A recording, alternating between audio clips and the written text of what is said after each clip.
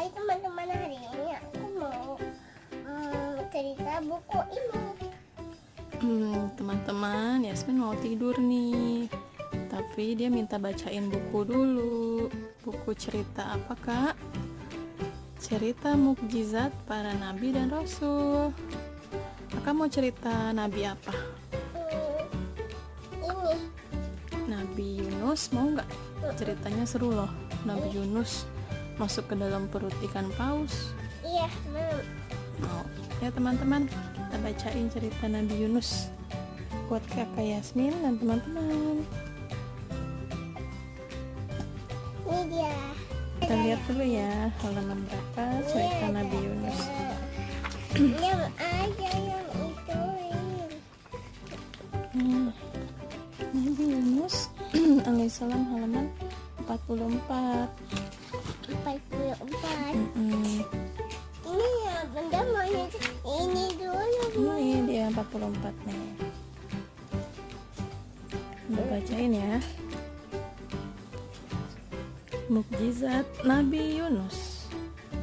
Adik-adik yang dirahmati Allah Subhanahu wa taala, perjalanan Nabi Yunus alaihissalam menjadi kisah yang penuh hikmah dan teladan bagi umat Islam. Dalam kisah itu, Nabi Yunus mendapat perintah berdakwah kepada penduduk yang banyak bermaksiat kepada Allah. Penduduk itu menyembah berhala.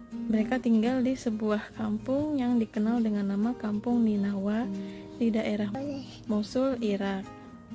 Nabi Yunus alaihissalam melaksanakan perintah itu. Dia mengajak penduduk kampung itu untuk beriman kepada Allah. Nih, di sini Nabi Yunusnya nggak digambarin karakternya ya kak, cuman melalui tulisan ini aja. Yunus alaihissalam. Nggak boleh. Iya. Punya mau lihat yang Nih ceritanya ya. itu. Lalu, Dia mau namun tidak mudah bagi Nabi Yunus alaihissalam untuk mendakwahi mereka. Penduduk wilayah itu menolak ajakan beriman kepada Allah dan justru memilih tetap menyembah berhala. Penduduk itu bahkan mengolok-olok dan menghina Nabi Yunus. Maka turunlah wahyu. Mengolok-olok itu mengejek. mengajak. Maka turunlah wahyu Allah Subhanahu wa taala memberitahukan kepada mereka akan turunnya azab apabila mereka tetap tidak beriman, dan Nabi Yunus alaihissalam menyampaikan bahwa azab itu akan turun setelah 3 hari. Namun mereka tetap memilih menyembah berhala dan tidak mengindahkan ancaman itu. Kok nggak ada matanya? Ya itu cuman gambaran aja. Seperti itu kira-kira masyarakat di sana pada zaman itu, seperti itu kira-kira kak. Namun mereka tetap memilih menyembah berhala dan tidak mengindahkan ancaman itu. Nabi Yunus kemudian marah. Dia lantas pergi dari kampung itu. Kemudian penduduk kampung menyadari kesalahan mereka dan mereka takut akan turunnya azab itu. Mereka pun memakai baju hitam dan memisahkan setiap induk binatang dari anaknya. Kemudian mereka berdoa kepada Allah dengan suara keras sambil merendahkan diri agar Allah memberikan keselamatan kepada mereka semua. Semua orang, baik laki-laki, perempuan, anak-anak dan orang tua, pada menangis. Semua binatang ternak dan binatang liar ikut menangis dan bersuara. Itulah saat yang sangat menghebohkan karena pertobatan itu melibatkan binatang. Sehingga azab pun batal diturunkan, tapi Nabi Yunus terlanjur marah. Kemudian pergi dari kampung itu. Nabi Yunus meninggalkan kampung dalam keadaan marah besar pada kaumnya. Jadi Nabi Yunus lagi dalam keadaan marah meninggalkan umat di kampung Ninawa itu kak. Terus kelanjutannya gimana? Kita lanjutin ya. Nabi Yunus pergi ke arah pantai, kemudian menaiki kapal. Ketika kapal berlabuh, badai datang. Tahu badai nggak? Ombak lautan menjadi sangat dahsyat. Angin berhembus begitu kencang. Kapal yang penuh muatan itu oleng nyaris tenggelam.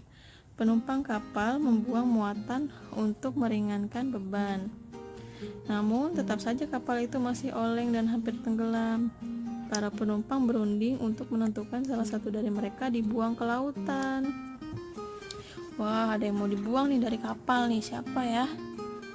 Undian pun dilakukan, ternyata jatuh pada Nabi Yunus alaihissalam. Namun penumpang lain tidak mau Nabi Yunus yang harus dibuang ke laut, sehingga undian dilakukan untuk kedua kali. Namun hasilnya sama, dan sampai undian ketiga hasilnya juga sama, sehingga Nabi Yunus alaihissalam memutuskan untuk menceburkan diri ke lautan. Saat itu Allah subhanahu wa ta'ala mengirimkan ikan paus untuk menelan Nabi Yunus alaihissalam tanpa merobek dagingnya maupun mematahkan tulangnya. Nih kira-kira ikan pausnya begini nih bentuknya ya. Tuh ikan paus. Oke, next.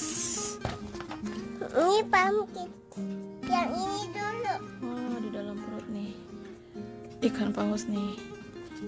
Nabi Yunus alaihissalam ditelan bulat-bulat oleh ikan paus yang besar itu.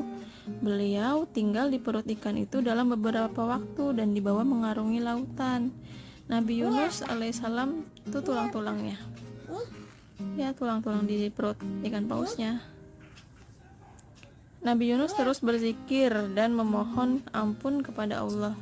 Dalam perut ikan, Nabi Yunus berdoa, La ilaha illa anta subhanaka inni kuntum minaz zalimin. Artinya, tidak ada sesembahan yang berhak disembah kecuali Engkau. Maha suci Engkau, sesungguhnya aku termasuk di antara orang-orang yang berbuat aniaya.